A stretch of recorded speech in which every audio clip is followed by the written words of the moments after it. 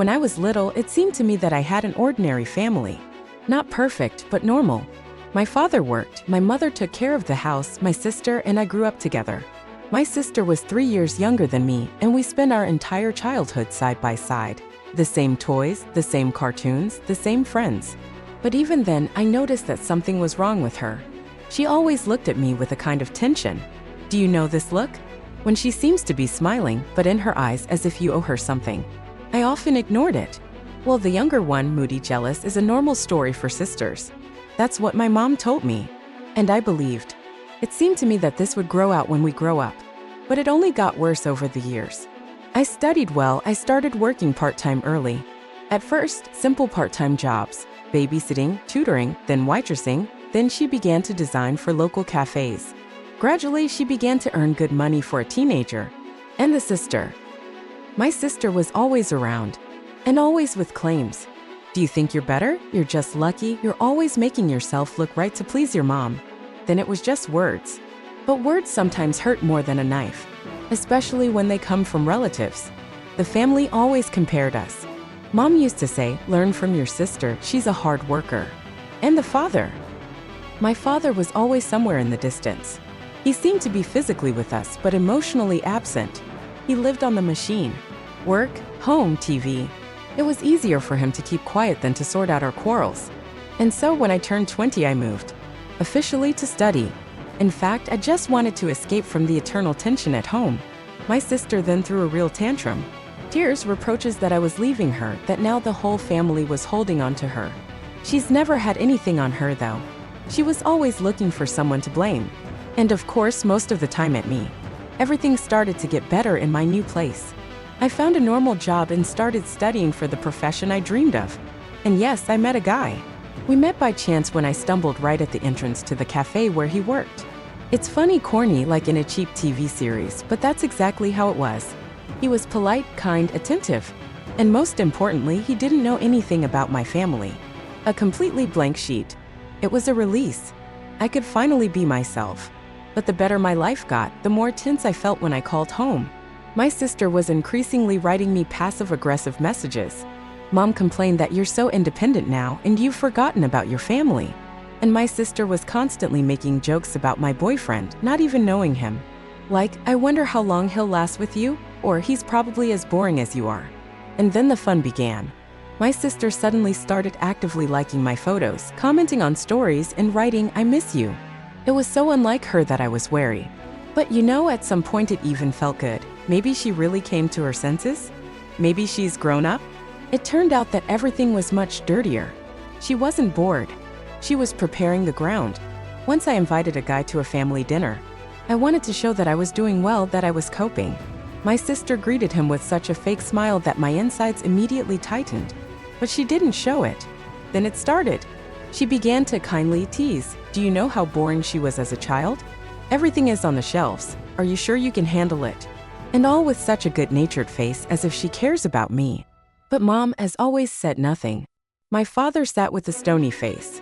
He learned long ago not to interfere. I tried to ignore it. I think many of you know this feeling, when you want to get up and scream, but you keep smiling so as not to look hysterical. But it was only the first act of the play.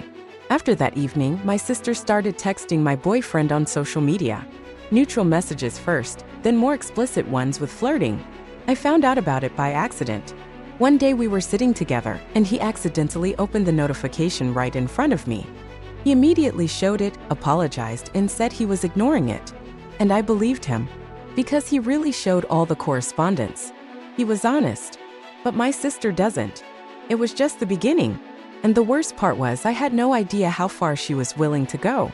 At that moment, it seemed to me that she was just jealous.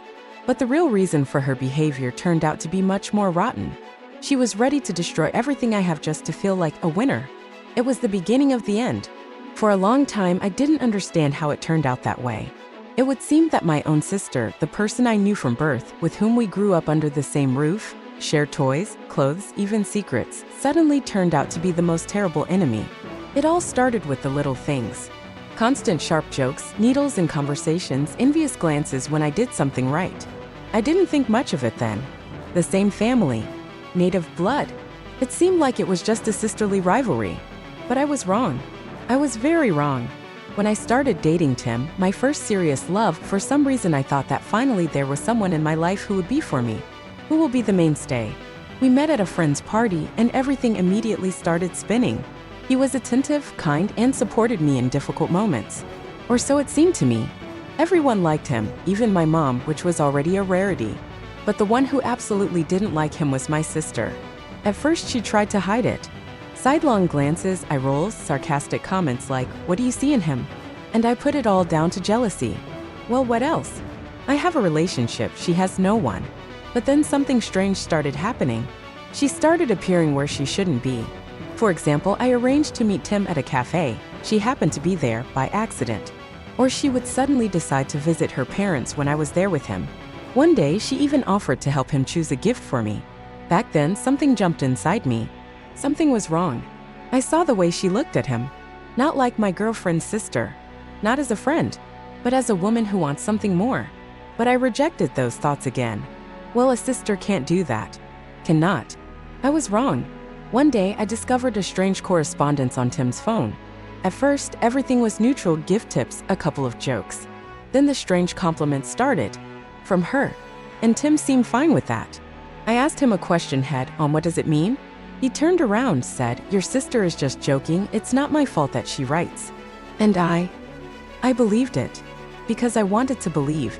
Because it was scary to admit to myself that those who should have been for me had been against me for a long time. But the real hell started later. My sister made a real spectacle.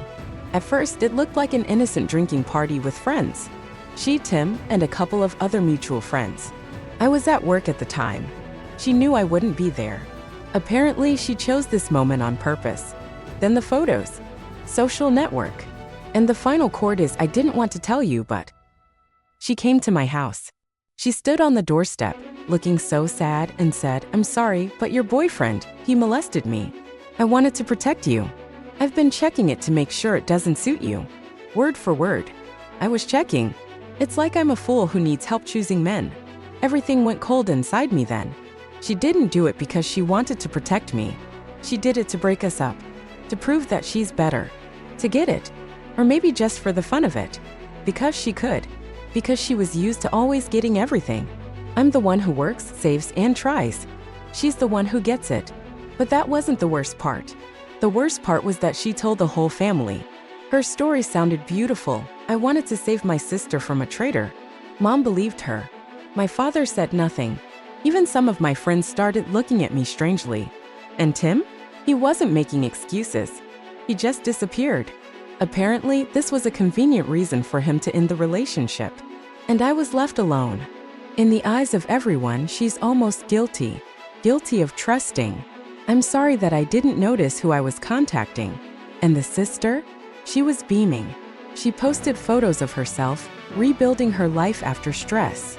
She walked around the house like a queen. I received support, likes, and comments.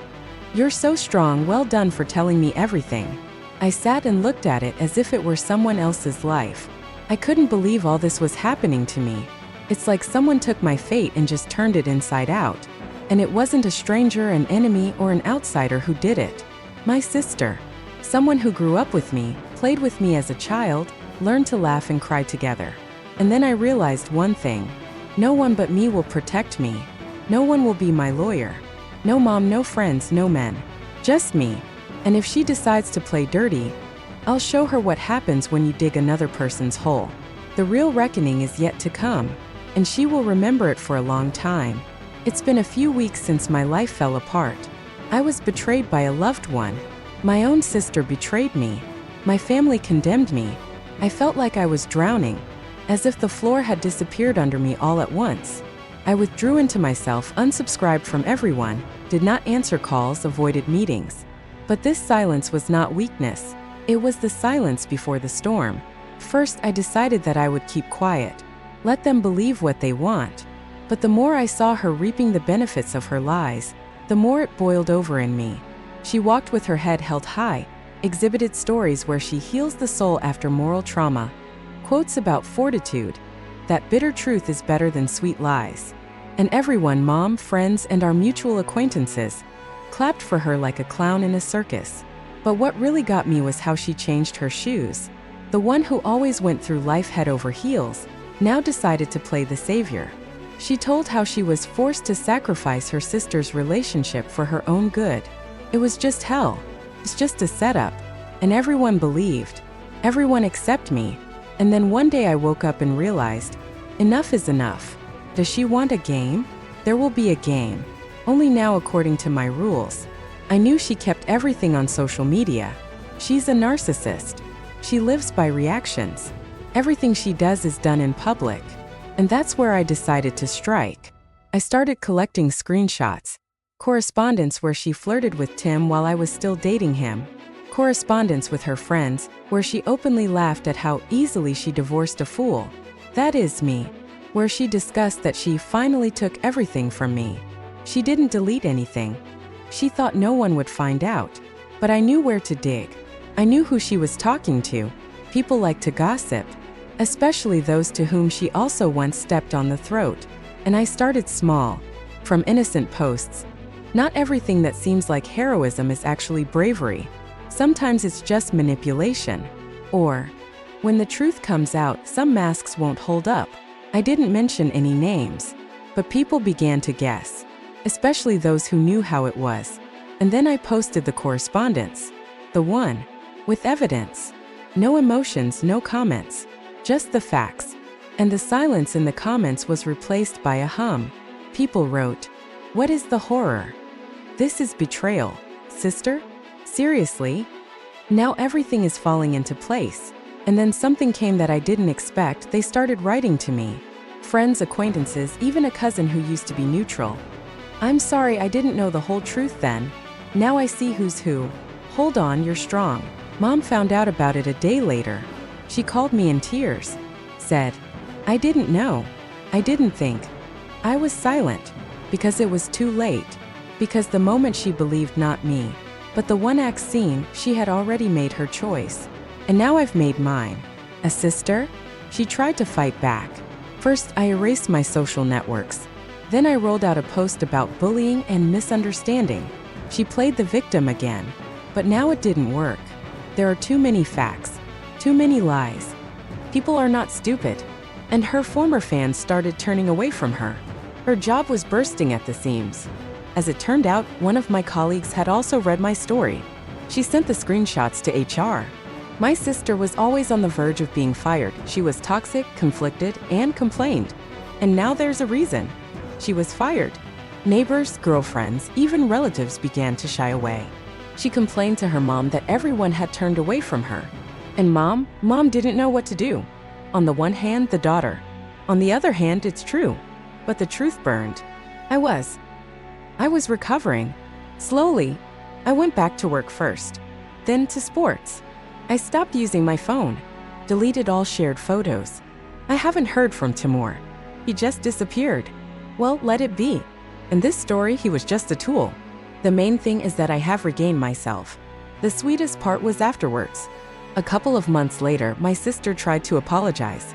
She called. Said, "I didn't mean to. It just got out of control." I asked, "Do you regret doing this? Or that you got caught?" She was silent. And there was the whole truth in that silence. I have not forgiven. Not because she's vindictive, but because betrayal is not a mistake. It's a choice. And also because now I knew the value of my life. Your truth. And to myself. Karma?